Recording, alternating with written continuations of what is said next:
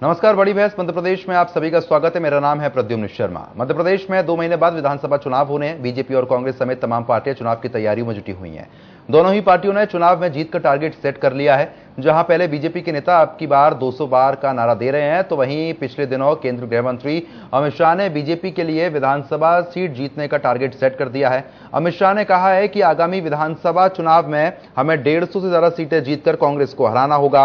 वहीं कांग्रेस भी 150 सीटों का टारगेट लेकर चल रही है। आपको बता रहे हैं, दोनों ही बड़ी पार्टियां चुनाव जीतने के लिए कोई भी कसर नहीं छोड़ रही। अब बंद कमरे की बैठक का सिलसिला शुरू हो चुका है। 2023 की विधानसभा चुनाव की आचार संहिता लगने के पहले बीजेपी ने हारी हुई 39 सीटों पर पहले प्रत्याशियों की घोषणा कर दी है। वहीं यह भी माना जा रहा है कि जन आशीर्वाद यात्रा के बाद बीजेपी अपनी दूसरी सूची भी जारी कर सकती है। लेकिन कांग्रेस लगातार अपनी पहली सूची की तैयारी और रणनीति बना रही है। हालांकि कांग्रेस ने अभी तक एक भी सूची जारी नहीं की है। माना जा रहा है कि कांग्रेस को जिन विधानसभा सीटों में लगातार हार मिल रही है, उन सीटों की सूची कांग्रेस पहले जारी करेगी। 2018 के विधानसभा चुनाव में दोनों ही राजनीतिक पार्टियों को पूर्ण बहुमत नहीं मिली है। 2023 के विधानसभा चुनाव में जहां कांग्रेस के सामने करो या मरो की स्थिति है, तो वहीं बीजेपी को सरकार बनाने के कई चुनौतियां सामने आ रही हैं। बीजेपी और कांग्रेस ने तमाम राजनीतिक समीकरणों के साथ सामाजिक समीकरण और हर वर्ग को साधने का सिलसिला शुरू कर दिया है। राजनीतिक पार्टियों से गठबंधन की बात चल रही है। अब देखने वाली बात यह होगी कि 2023 के विधानसभा चुनाव में जनता किसे अपना प्रतिनिधि चुनती है और किसकी सरकार बनवाती है। आज इसी मुद्दे पर विस्तार से चर्चा करेंगे। चर्चा के लिए कुछ मेहमान भी हमारे साथ जुड़ेंगे। उससे पहले कांग्रेस और बीजेपी के नेताओं का क्या कुछ कहना है, सुनवाते हैं। मुझे कांग्रेस का तो पता नहीं, लेकिन भारतीय जनता पार्टी में नित्य निरंतर आपस में समन्वय और चर्चा और उसके बाद एक सामूहिक निर्णय होता है। सामूहिक निर्णय के बाद जो काम सौंपे जाते हैं उसको कार्यकर्ता पूरी गर्मजोशी के साथ, पूरी शिद्दत के साथ करता है, तो परिणाम सार्थक आते हैं। और इस निमित्त भारतीय जनता पार्टी के वरिष्ठ नेताओं का मार्गदर्शन मिलता है, उनके अनुभव का भारतीय जनता पार्टी का कार्यकर्ता लाभान्वित होता है और उसको इम्प्लीमेंट जब नीचे उतर कर करता है तो संगठन को भी लाभ होता है और कार्यकर्ता को भी लाभ होता है। नहीं, बीजेपी कभी बैकफुट पे नहीं आती। मैंने कहा ना कि भारतीय जनता पार्टी की अपने वे ऑफ वर्किंग है, उनके अपने करनी कार्य हैं और जो हमारा केंद्रीय नेतृत्व और हमारा नेतृत्व जो हमको निर्देश देता है उसका हम अक्षरशः पालन करते हैं। तो मुझे पूरी उम्मीद है कि जैसा जो उन्होंने नारा दिया है वो नारा इम्प्लीमेंट होगा। और निश्चित रूप से यदि पुराना नारा भी हमारे संज्ञान में है, हम 150 के लिए मेहनत करेंगे तो 200 पार करेंगे, तो लक्ष्य हमारे सामने होने, लक्ष्य को प्राप्त करने के लिए अपना सर्वस्व लगाएंगे। देखिए, जैसे जैसे चुनाव नजदीक आता है वैसे वैसे जो है रणनीति परिवर्तित होती रहती, चेंज होती रहती। आप देखें, भारतीय जनता पार्टी ने एक बड़े दम्भ भरा नारा लगाया था, अब की बार 200 पार। अब लुढ़क के 150 पर आ गए। तो क्यों आ गए? क्योंकि अब जो है जमीनी हकीकत में उन्हें समझ में आ गया कि 200 में नाक कटेगी, तो उन्होंने 150 कर लिया। तो कांग्रेस जो है की रणनीति ये है कि धीरे धीरे वो कदम बढ़ा रही है। हमारी जो दौड़ है, कछुआ जीतेगा, खरगोश हारेगा, ये आप इस चुनाव में देख लीजिएगा, बुरी तरह से हारेगा। 150 से ज़्यादा सीटें कांग्रेस की आएंगी। कमलनाथ जी इतनी बारीकी से व्यूह रचना कर रहे हैं और सारी चीज़ों को समा के लेके चल रहे हैं। तो चर्चा को आगे बढ़ाते हैं। रुख करेंगे मेहमानों का। मंजरी जैन, बीजेपी प्रवक्ता, हमारे साथ जुड़ चुके हैं। आपका स्वागत करता हूं मंजरी जी इंडिया न्यूज पर। नीलाभ शुक्ला, कांग्रेस प्रवक्ता, आपका भी बहुत बहुत स्वागत करता हूं नीलाभ जी इंडिया न्यूज पर। मंजरी जी, सबसे पहले आप ही के पास आऊंगा। जिस तरीके से अब लगातार तैयारियां चल रही है, 2023 की भी चल रही है, 2024 की भी चल रही है। अमित शाह लगातार बैठकें ले रहे हैं। अब बंद कमरों में लगातार बैठकें चल रही हैं। 150 पार की बात यहां पर कह दी गई है कि फिर से एक बार खासतौर पर बीजेपी की सरकार दोबारा बनवानी है। अब स्थिति किस तरीके से समझी जाए, क्योंकि एक तरफ कांग्रेस तैयारी पूरी कर रही है, एक तरफ आप लोग भी कर रहे हैं, स्थिति क्या बन रही है?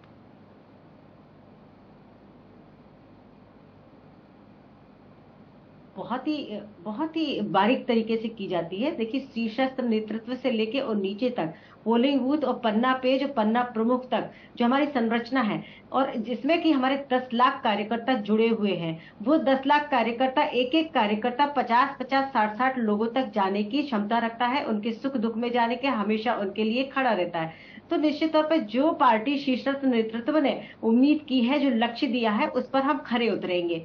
हमने जो भारतीय जनता पार्टी की सरकार ने विकास और गरीब कल्याण के कार्य किए, वो जनता के बीच में, जनता उसका लाभ ले रही। विभिन्न योजनाओं के तहत आज तक जितनी योजनाएं चली हैं वो जनता के बीच में अक्षरशः पालित हो रही हैं और जनता उनका लाभ ले रही है। तो हमें आने वाले समय में उसका लाभ मिलेगा। जनता अपना पूरा आशीर्वाद हमें देगी। जन आशीर्वाद यात्रा इस समय चल रही है, आप देख रहे हैं उसमें कितनी जनता उमड़कर आशीर्वाद माननीय हमारे शीर्षस्थ नेतृत्व को दे रही है, मुख्यमंत्री शिवराज सिंह जी को दे रही है। तो इससे यह प्रतीत होता है कि जनता का जो रुख है वो पूर्णतः भारतीय जनता पार्टी की तरफ है। कांग्रेस इससे बौखलाई हुई है क्योंकि कांग्रेस के पास तो कार्यकर्ताओं का बहुत अभाव है। इनमें अंदरूनी जो अंतरकलह है और जो गुटबाजी है वो चरम पर है इस समय। हर नेता, चाहे वो दिग्विजय सिंह जी हो, चाहे कमलनाथ जी हो, चाहे वो अरुण जी हो, अभी देखिए इनकी जो गुटबाजी है वो सामने है कि अरुण जी को और अजय जी को, जो कि इनके वरिष्ठ नेता हैं, उनको तो इन्होंने चुनाव प्रबंधन कमेटी में भी नहीं लिया था। अब जाके जब इनको पता चला कि इनकी जमीन खिसकने वाली है तो इन्होंने उन नेताओं को अभी ठीक है, आप गुटबाजी का जिक्र कर रही हैं, आप गुटबाजी का जिक्र जो कर रही हैं मंजरी जी, इसमें खास बात ये भी है, मैं एक इंटरव्यू भी देख रहा था अभी छत्तीसगढ़ के मुख्यमंत्री का, भूपेश बघेल ये बात कह रहे थे कि भाई मध्य प्रदेश बीजेपी में भी गुटबाजी है, उनका जिक्र क्यों नहीं होता है। वो कैंपों का जिक्र कर रहे थे कि मुख्यमंत्री का कैंप अलग है, गृह मंत्री का कैंप अलग है और कैलाश विजयवर्गीय का कैंप अलग है। देखिए हमारे यहाँ ऐसा नहीं है। मैं आपको वही बताऊं कि हमारे यहाँ बहुत ही अनुशासन होता है पार्टी के अंदर और जो शीर्षस्थ नेतृत्व तय करता है उसके लिए हर कार्यकर्ता अक्षरशः पालन करता है। हाँ, थोड़े बहुत मतभेद हो सकते हैं मगर मनभेद नहीं होता। भारतीय जनता पार्टी जो है वो विश्व की सबसे बड़ी पार्टी है और हमने जो लक्ष्य साधा है हम उसको जरूर पूरा करेंगे। ये अंतरकलह और गुटबाजी तो कांग्रेस में देखिए, अभी कुछ दिन पहले ही, 2-4 दिन पहले की ही बात बताऊं कि इनके कांग्रेस के कार्यालय में तोड़फोड़ हुई, इवन गेट तक तोड़ दिया गया। ये इनके यहाँ इस तरीके का जो गुटबाजी है वो सामने सड़क पर निकल कर आ रही है। और दिग्विजय सिंह जी अपने लोगों को टिकट दिलाना चाहते हैं, कमलनाथ जी अपने लोगों को टिकट दिलाना चाहते हैं, इसलिए आज तक इनकी पहली सूची भी जारी नहीं हो पाई है। हमारी तो पहली सूची आज से कितने दिन पहले जारी भी हो चुकी है और जिन प्रत्याशियों को घोषणा हुई है वो अपने मैदान में काम पर भी लग गए हैं। जी ठीक है, आ रहा हूं। नीलाभ जी, आपने तमाम बातें सुन ली हैं। अब भाई ऐसी कौन सी गुटबाजी है जो अंदर ही अंदर कांग्रेस को परेशान कर रही है या फिर खाती हुई नजर आ रही है? किस तरीके से दूर होगी? बीजेपी लगातार ये बात कहती है। बीजेपी पहले अपनी गुटबाजी देखे, कांग्रेस के पाले में देखने की कोशिश न करें, इनका अपना खुद का घर संभाले। अमित शाह जी ने इतने दौरे लगाए, लगातार दौरे पे दौरे लगा रहे हैं, जब उन्होंने पाया कि यहाँ के जो नेता है ना। अच्छा नीलाभ जी, एक बार रोकना चाहूंगा, पीसीआर टीम को बोलूंगा एक बार नीलाभ जी की थोड़ी ऑडियो थोड़ी बढ़ा दीजिए। जी नीलाभ जी बोलिए। जी देखिए, यहाँ पर अमित शाह जी दौरे पर दौरे लगा रहे हैं, उसके बाद उन्होंने ये पाया कि यहाँ का स्थानीय जो नेतृत्व संगठन है वो अक्षम है, इनमें आपसी खींचतान है, आपसी सिर फुटा बोले। 3 हिस्सों में बटी भारतीय जनता पार्टी, महाराज भाजपा, शिवराज भाजपा, नाराज भाजपा। हालात यह है कि अब इन्होंने 39 टिकट डिक्लेयर कर दी, उसमें से लगभग 25 सीटों पर विरोध हो रहा है, सड़कों पर विरोध हो रहा है। मैं इंदौर की बात करूं, यहाँ टिकट डिक्लेयर भी नहीं हुए। विधानसभा 1 में सुदर्शन गुप्ता के खिलाफ कार्यकर्ता सड़कों पर कि टिकट नहीं दिया जाना चाहिए, मधु वर्मा के खिलाफ सड़कों पर कार्यकर्ता टिकट नहीं दिया जाना चाहिए, उषा ठाकुर के खिलाफ कार्यकर्ता विरोध कर, इनके टिकट डिक्लेयर भी नहीं करे, पहले ही विरोध शुरू कर दिया विधायक के खिलाफ। 39 के खिलाफ जो 25 लोग के खिलाफ विरोध शुरू किया, आर्थिक सिर्फ नहीं तो और क्या है। उसके बाद स्थानीय नेतृत्व बिल्कुल भरोसा नहीं रहा अमित शाह जी, उन्होंने क्या करा, 230 विधानसभा सीटों पर पहाड़ से विधायक बुलवाए, अलग अलग प्रांतों से आए, जो आके गोपनीय सर्वे करेंगे और वो रिपोर्ट लिखकर सीधे किसको देंगे, अमित शाह जी को। इनके किसी नेता को नहीं देंगे कि आखिर में ये चीज को टिकट दिया गया है, वो चुनाव जीतने योग्य है या नहीं है, या उसकी छवि क्या है, या उसके पूरा बायोडाटा बना के अमित शाह जी को रिपोर्ट सौंपेंगे। तो ये बड़ा सवाल है कि क्या आपको स्थानीय नेतृत्व पर भरोसा नहीं है, प्रदेश संगठन पर भरोसा नहीं है, जो बाहर से आपने अमित शाह जी ने पूरी बागडोर अपने हाथ पे ले रखी। अब मेरा सवाल एक बड़ा खड़ा होता है कि जो आपने 39 टिकट जो डिक्लेयर कर दी है, उन पर विरोध तो हो ही रहा है। अब ये जो सर्वे करने बाहर से आए, ये अगर इनके सर्वे इनके खिलाफ जाते हैं तो क्या खड़गे साहब भी तो आते हैं, अब खड़गे साहब भी तो आते हैं, नजर तो वो भी हर चीज पर रख रहे हैं। बड़ा फर्क है, मेरी बात सब समझ नहीं पा रहे। ये आते हैं दौरे पर, ये आपने प्रत्येक विधानसभा पर एक बाहरी विधायक नियुक्त कर दिया गया है कि किसे टिकट देना है किसे नहीं, उसकी रिपोर्ट बना के अमित शाह जी को सौंपी जाए। ऐसा तो प्रयोग आज तक किसी में, भारतीय जनता पार्टी में भी पहला प्रयोग है, कांग्रेस में तो आज तक नहीं हुआ कि हर एक सीट की सूचना अमित शाह जी गोपनीय ढंग से दी जाए, स्थानीय नेताओं का उसमें हस्तक्षेप नहीं रहेगा। ये तो पहली बार हो रहा है। प्रभारी का आना, बड़े नेताओं का आना, ये अलग विषय हो गया, तो उसके बारे में बात ही नहीं कर रहा। चुनाव में आना ये अलग विषय हो गया। इस तरह गोपनीय सूचना अपने बाहर के लोग, विधायक जिनका यहाँ किसी लोगों का संबंध नहीं है, वो आके सूचना देंगे। उसके बाद जो 39 जो सीट डिक्लेयर करी, उसमें आप देख रहे अंतर कला सड़क पर आ रहा है। तो कुल मिलाकर भारतीय, उसके बाद जिन्होंने टिकट दी है, आधे से ज्यादा हारे विधायक मतलब चले हुए कारतूसों को फिर से लोड कर दिया। कुछ लोग भाई भतीजावाद इसमें लपक के चला है, बहुत ज्यादा भाई भतीजावाद चला है। उसके बाद जो स्थानीय नेता नहीं है, उन्हें अन्य जगह पर जाकर चुनाव लड़वा दिया, उनका विरोध। अच्छा, मध्य प्रदेश में भाई भतीजावाद कहाँ है? क्यों नहीं है? आप देखिए जितने भी नेताओं टिकट दिया, भाई भतीजावाद तो बट रहा है। ये लंबी फेज से समय कम पड़ जाएगा आपके साथ में। जी बताइए ना, अभी तक 39 टिकट्स में कौन सा भाई भतीजावाद हो गया? मैं आपको बताता हूँ, प्रकाश सोनकर जी के भतीजे राजेश सोनकर जी, और भी आपको लंबी लिस्ट में देता हूँ, मुझे नाम याद नहीं आ रहा है, एक लंबी फेरी। उसके लिए आपकी पार्टी में विरोध हो रहा है बहुत ज्यादा कि भाई भतीजावाद करा गया है। और हारे पार्टी के कार्यकर्ता है, वो जमीन से उठे कार्यकर्ता है वो, चले हुए कारतूस। और हमारे यहाँ छोटा कार्यकर्ता जो है नीलाभ जी, अंतर बहुत बड़ा है। कांग्रेस पार्टी और भाजपा में बहुत बड़ा अंतर है, ये आपको समझना पड़ेगा कि हमारे यहाँ फिर से लोड कर दिया गया है। देखिए चले हुए। नीलाभ जी, एक चीज बताइए ना, एक चीज बताइए ना, यूज भी नहीं करना चाहिए। अब एक चीज बताइए ना, अब मंजरी जी जिक्र कर रही है, अब मंजरी जी जिक्र कर रही है कि भाई पार्टी का कार्यकर्ता है। अगर भाई भतीजावाद होता, अब देखिए भाई प्रत्याशी के तौर पर उतारा जा रहा, जिता तो जनता रही है ना, वोट तो जनता दे रही है। मैं आपको लिस्ट दे रहा हूँ। पेटलावा से निर्मला भूरिया, पूर्व सांसद दिलीप सिंह भूरिया की पुत्री, सोनकर से राजेश सोनकर पूर्व मंत्री प्रकाश सोनकर के भतीजे, महेश्वर से राजकुमार मेव प्रकाश सोनकर के भांजे, ध्रुव नारायण सिंह, और उसके बाद आप देखिए नारायण सिंह जी के पुत्र सरला विजेंद्र रावत, पूर्व विधायक स्वर्गीय भरवान सिंह के परिवार से पूरी पर्ची लेकर आए हैं आप। नीरज ठाकुर विधायक प्रतिभा सिंह के पुत्र, और बताओ लंबी फेरिस्त पे समय कम पड़ जाएगा। भाई भतीजावाद नहीं है तो और ये क्या है? ठीक है मंजरी जी बोलिए। मैंने चले हुए कारतूस को गलत शब्द इस्तेमाल नहीं किया। जो व्यक्ति हार चुका है, जिसे अपने क्षेत्र में ही जनता स्वीकार। अच्छा मंजरी जी, अब बताइए ना, अब देखिए बार बार यही कह रहे हैं कि भाई साहब अमित शाह पूरी नजर बना के रखे हुए, यहाँ के नेताओं पर भरोसा नहीं है, 150 पार कैसे होगा? देखिए मैंने आपसे पहले ही कहा, नीलाभ जी का ये प्रश्न बनता ही नहीं है, क्योंकि शीर्षस्थ नेतृत्व और हर दल की एक अपनी चुनावी रणनीति होती है। आप अपनी चुनावी रणनीति पर, आपके भी वरिष्ठ नेतागण कांग्रेस के आ रहे हैं, प्रियंका जी आ रही है, राहुल जी आ रहे हैं, मल्लिकार्जुन जी आ रहे हैं, ये तो वरिष्ठ नेता है। हमने हर क्षेत्र में मुखबिर कहा जाता है, हर क्षेत्र हमने बाहरी मुखबिर नियुक्त नहीं की है कि जो आपने सूचना ले जाके जी अमित शाह जी को दे। नीलाभ जी इसका जवाब आप पहले ही ये बात बोल चुके हैं, इसका जवाब सुन लीजिए। मैं समझ गई आपकी बात, आप भी सुन लीजिए। क्या आपकी पार्टी में पहली बार ही हो रहा है, अभी तक नहीं हुआ? नीलाभ जी आपकी बात आ गई है, अब आप सुन लीजिए। जी आपने प्रत्याशियों के जो बारे में है, वो आपने कौन सा प्रत्याशी जीतने वाला है, कौन सा नहीं है, इसके बारे में आपने जानकारी नहीं जुटाई क्या? आपके सर्वे नहीं हुए क्या? हर पार्टी का, हर दल का एक अपना तरीका है कि किस तरीके से उनको सर्वे। आप सुन लीजिए नीलाभ जी, आप सुनना ही नहीं चाहते हैं। मैं आपको बताना चाहता हूँ, जी बोलिए, आप सुनिए मेरी बात, सुनिए जी। क्या होता है, हम सर्वे करते हैं, लेकिन ब्लॉक स्तर का अध्यक्ष, जिला अध्यक्ष, शहर अध्यक्ष, स्थानीय नेताओं से राय मशवरा करके, उनसे राय शुमारी करके नाम जाता है। आपकी पार्टी की रणनीति नहीं। अब देखिए ना, हर घर की कहानी अलग होती है ना, अब हर घर की कहानी अलग होती है ना। अब हर घर में पार्टी की रणनीति है, हमारी पार्टी की रणनीति अलग है हमेशा से।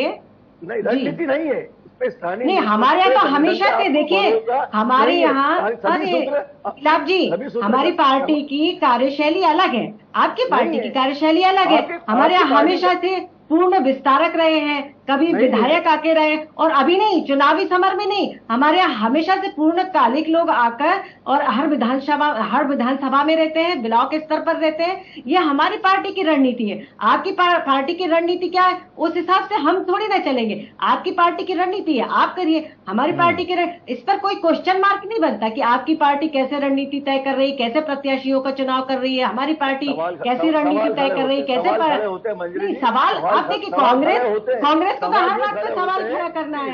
नहीं, स्थानीय संगठन को आप तवज्जो नहीं दे रहे हैं, गलत जा रहे हैं नीलाभ जी। नीलाभ जी आप गलत जा रहे हैं। स्थानीय संगठन, प्रदेश का संगठन, इसलिए उसको साथ नहीं दिया गया और बाहरी विधायकों को भरोसा किया। अच्छा वो क्या जानेगा? देखिए जब हम युद्ध में जाते हैं ना नीलाभ जी, ये देखिए सुनिए ना। अच्छा एक एक करके बोलिए ना, एक एक करके बोलते हैं तो देखिए दर्शक जो देख रहे हैं वो समझ भी पाएंगे। एक एक करके मंदिर जी पहले आप बोल लीजिए। नीलाभ जी अपनी बात को सही करना चाहते हैं, सुनना नहीं चाहते। देखिए हर पार्टी का एक अपना तरीका है और उस तरीके से वो अपना काम करती है। जब हम किसी युद्ध के क्षेत्र में जाते हैं तो हर राजा का कर्तव्य होता है कि वो उस युद्ध में जीते और वो अपने सारे जितने फोर्सेस होते हैं वो लगाते हैं। तो ये जो चुनाव का जो रण है, आपकी पार्टी भी जा रही है, हमारी पार्टी भी जा रही है। अब हम उस रण को कैसे जीतेंगे? अपनी अपनी प्रक्रिया है, अपनी अपनी नीति है। रही बात, अब दूसरी बात पर मैं आती हूँ, बीच में मत बोलिएगा प्लीज।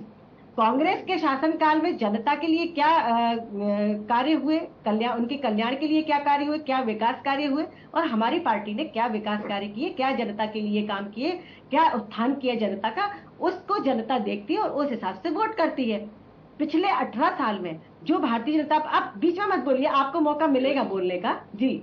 भारतीय जनता पार्टी की सरकार ने जो कार्य किए, महिलाओं के लिए, गरीब के लिए, दलित के लिए, आदिवासी के लिए, युवा के लिए, वृद्ध के लिए, हर वर्ग के लिए भारतीय जनता पार्टी की सरकार ने काम किया। भारतीय जनता पार्टी की सरकार का जब गठन हुआ था तो उनका दर्शन था, पंडित दीनदयाल उपाध्याय जी ने जो दर्शन दिया था कि अंतिम व्यक्ति का उत्थान करना है, उस एजेंडे को लेकर भारतीय जनता पार्टी खड़ी हुई। हमारी पार्टी का एक राष्ट्रवादी विचारधारा है, गांधीवादी विचारधारा। हम पंच निष्ठाओं में विश्वास करते हैं और उन निष्ठाओं को लेकर हमारी पार्टी काम कर रही है। निश्चित तौर पर भारतीय जनता पार्टी की सरकारों ने जो काम किया है देश के लिए और जनता के लिए, और जो देश का और राज्य का जो विकास हुआ उसको देखकर जनता वोट करेगी। अब पार्टी की रणनीति अलग हो गई और पार्टी ने जो विकास कार्य किए, जो उसकी सरकारों ने जो विकास कार्य किए। अच्छा मंजरी जी आप और भी जगहों का जिक्र कर रहे हैं। आपको पता होगा घोसी उपचुनाव का नतीजा सामने आया है जी। हेलो, घोसी उपचुनाव का नतीजा सामने आया उत्तर प्रदेश में जी। आप लोग हारे हैं, वहां से समाजवादी पार्टी जीती है जी। देखिए उत्तर प्रदेश की और वहाँ की जो स्थानीय समस्याएं होती हैं, वहाँ के देखिए हर चुनाव का एक अलग अलग वो होता है। वहाँ की चुनाव की परिस्थिति क्या है, उस समय काल परिस्थिति क्या है, उस हिसाब से जनता ने तय किया। ठीक है। तो अब इस बात को हम उत्तर प्रदेश की, मैं वही बात तो कह रहा हूँ ना, अगर आप और चीजों का जिक्र करेंगी तो फिर और चीजें भी सामने आएंगी ना। मध्य प्रदेश में चुनाव हार जाएंगे। मध्य प्रदेश की जनता ने कांग्रेस का भी कार्यकाल देखा है, दिग्विजय सिंह जी का शासनकाल देखा है कि ना सड़कें थी, ना पानी थी, ना बिजली थी। बिजली के लिए हम देखिए कैसे तरसते थे, हमने वो समय देखा है और आपने भी देखा है वो समय कि दिन भर रात भर लाइट नहीं होती थी। जिस इमरजेंसी की लाइट के बारे में हम बात करते हैं हम तो जानते हैं। ठीक है मंजरी जी, आ रहा हूं। इन्वर्टर का आविष्कार जो है वो दिग्विजय सिंह जी के शासनकाल में हुआ। ना हम इन्वर्टर जानते थे, ना इमरजेंसी लाइट जानते थे। 24 घंटे लाइट नहीं रहती थी, सड़कों के नाम। चलिए ठीक है, लौट रहा हूँ। अब देखिए अब बातें खुलती हैं तो देखिए सारी बातें आती हैं। अब नीलाभ जी आप बताइए ना, वो लगातार यही कह रही हैं, मंजिल जी कह रही हैं कि भाई हमने तो पूरा काम किया है, पूरा विश्वास है कि सरकार रिपीट करेगी। अब कांग्रेस बौखला गई है, एकता है कांग्रेस में। देखिए मैं अमूमन में एवरेज दिन में 1-2 डिबेट करता हूँ, तो जो भारतीय जनता पार्टी प्रवक्ता से बात होती है ये सब रटाए संवाद बोलते हैं। मुझे लगता है मेरी बात पूरी होती है। मैंने इन्हें एक पर्चा दे दिया जाता है, मुझे लगता है कि आप इसको पूरी रट्टन टोटा घोट ले तो बिना सांस लिए जाके टीवी पे बोल दे, उसका ना आपको उसका आगे पता होता ना पीछे पता होता। अब विकास की बातें कर रही है, आपकी विकास यात्रा कितनी फजीहत हुई आपको पता है? आपकी विकास यात्रा विनाश यात्रा में तब्दील हुई भाजपा के लिए। मतलब यहाँ तक मंत्रियों पर खुजली का पाउडर तक डाल दिया गया, पता है? उसके बाद जब आपके मेरा ऐसा कोई संज्ञान में नहीं है नीलाभ जी, मैं बता दूंगा आपको, यादव है पीएचई मंत्री है, उन पर लोगों ने इतने नाराज हुए खुजली का पाउडर डाल दिया, अन्य मंत्री पे गोबेक के नारे लगे, ये हो गई विकास यात्रा फ्लॉप। अब आपसे निकाली आशीर्वाद यात्रा, किस बात का आशीर्वाद साहब?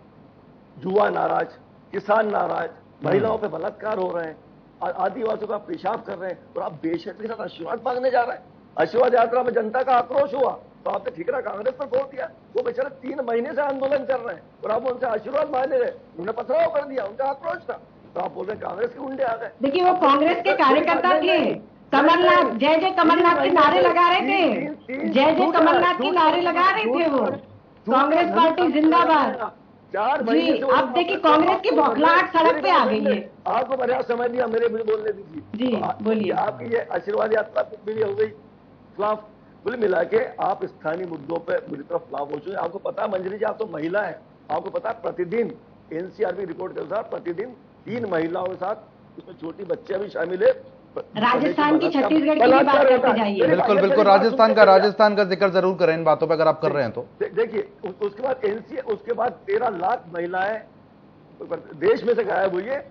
ये संसद में रिपोर्ट पेश की गई है तो सर्वाधिक मध्य प्रदेश से एक लाडली महिलाएं नहीं है। अच्छा आप ये बताइए नीलाल जी, रणनीति क्या बन रही है कांग्रेस की? आप किसानों पर क्यों नहीं बात करते?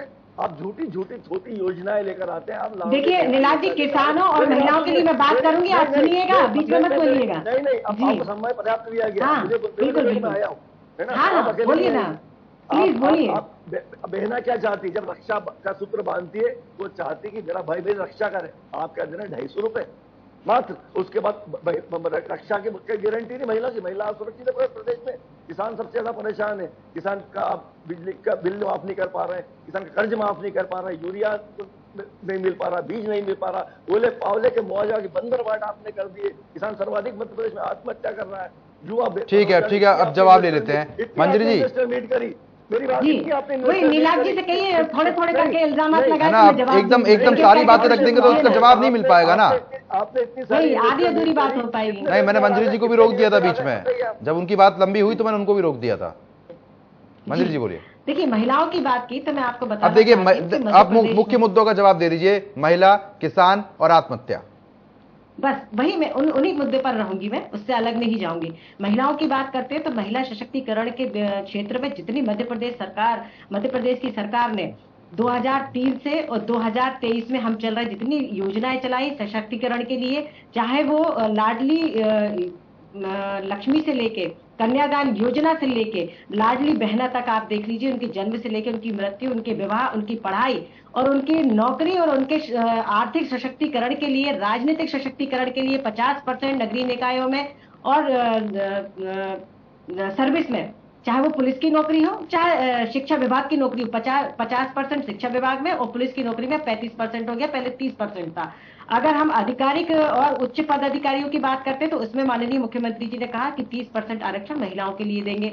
अगर महिलाओं के साथ कुछ भी किसी भी तरीके की अप्रिय घटना होती है तो पहले के 2003 के पहले की मैं बात करूं तो महिलाएं और महिलाओं के परिजन थाने के चक्कर काट काट के थक जाते थे, बल्कि थाने जाने में भी डरते थे और उनकी एफआईआर दर्ज नहीं होती थी। आज आप देखिए हर थाने में एक डेस्क है, महिला सेंटर के नाम से, वन स्टॉप सेंटर के नाम से, और वहां पर जब महिलाएं जाती, मैं 20 साल से महिलाओं के क्षेत्र में काम कर रही हूं, मैंने देखा है कि उस समय हमें कितनी परेशानी होती थी कि किसी महिला के साथ यदि कोई घटना घटित होगी तो उसको सुरक्षा देने के लिए भी हमारे पास कुछ नहीं था। आज आप थाने में जाइए, तुरंत आपकी एफआईआर दर्ज होती है।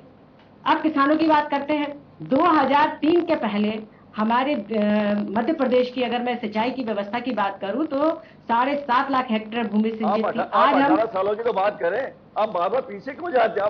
अरे तो तुलनात्मक नीलाल जी, तुलनात्मक आप बौखलाइए मत, आक्रोशित मत होइए। तुलनात्मक अध्ययन बताऊंगी ना, जब आपने इल्जाम लगाए तो मैं उसका सरकार जो 18 साल चली उसकी बात करें, उसको मैं तो सिर्फ इतना बता रही हूँ नीलाल जी कि 2003 के पहले आपको बताए। अब आप बीच में बोलेंगे मैं कैसे जवाब दूंगी? पेंशन नहीं मिली है, वृद्धा योजना थी उनको पेंशन नहीं मिली है, सब योजनाओं की पेंशन 4-4 महीने से। अभी जो सवाल पूछे ना नीलाल जी, क्रमशः में उसके जवाब दे रही हूँ। खर्च कर दी नीलाल जी, आपने जो क्वेश्चन पूछे मैं क्रमशः जवाब दे रही हूँ, तो आप सुनिए। तो अब जब आप मुझसे क्वेश्चन पूछेंगे तो मैं इसका तुलनात्मक अध्ययन बताऊंगी। चलो ठीक है, अब समय कम है, दोनों मेहमानों को रोकना चाहूंगा, समय कम है, समय पूरा हो चुका है। मंजरी जी और नीलाल जी आपका बहुत बहुत शुक्रिया इस चर्चा में हिस्सा बनने के लिए। तो फिलहाल देखा आपने जिस तरीके से आरोप प्रत्यारोप जरूर होते हैं, अब लेकिन 2023 के लिए लगातार तैयारी दोनों ही पार्टी कर रही है। जनता किसके पक्ष में फैसला सुनाएगी ये वक्त बताएगा। बड़ी बहस में अभी के लिए इतना ही, नमस्कार।